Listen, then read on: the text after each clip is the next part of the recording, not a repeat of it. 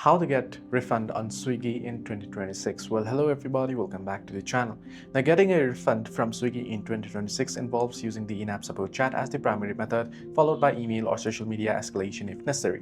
As of 2026, Swiggy has increased scrutiny on refunds due to fraudulent claims, so providing clear photographic evidence of damaged, missing, or incorrect items is crucial.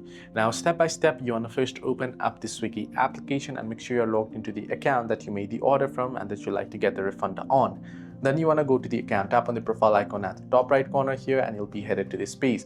On this page here, you want to select the orders option and head over to that particular orders, right?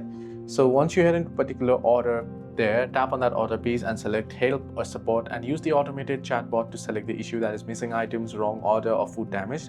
If the bot cannot resolve it, request to speak with the support agent. Take pictures immediately if the food is damaged or incorrect, and you can provide that to the support team in order to get your refund. So hope this video was helpful. Do like and subscribe, and do not forget to leave the comments down below.